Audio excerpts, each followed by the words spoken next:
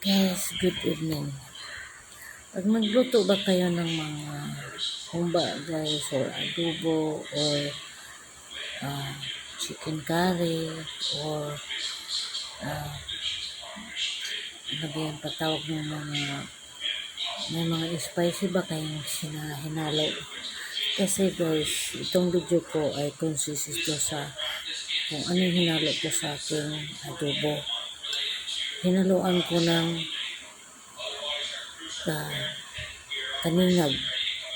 Sa Bisaya, kaningag. Sa English is cinnamon. Ayan guys, ayan. Cinnamon.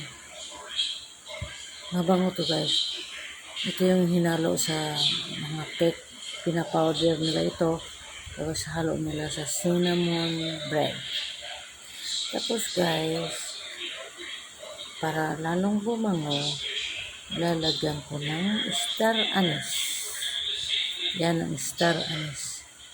Pampabago yan. Ano sa India guys, o saka sa Saudi, pag bawat luto nila ng biryani, lalagyan nila ng ganito.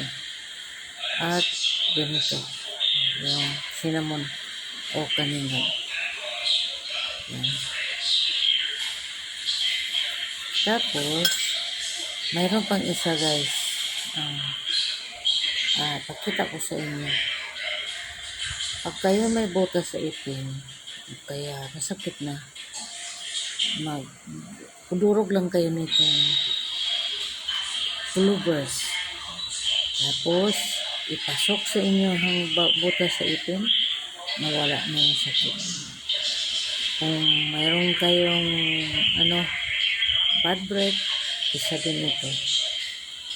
Gamot. Tapos, ang halo din ito sa biryani, lutong chicken curry, adobo. Ito yung pangalan clovers.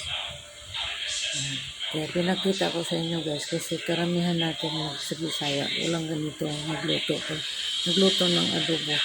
Inilagyan ng ganito. Sa India to o sa Saudi, to dinudurog. Tapos hinahalo sa mga herbal. Kaya isa din herbal to. Araw-araw kong uminom nito o 3 piraso. Kung anong problema mo sa tiyan, mawawala. Herbal din ito. Kaya ako nag-video guys para i-explain ko sa inyo ano to. Clovers. Dry clovers.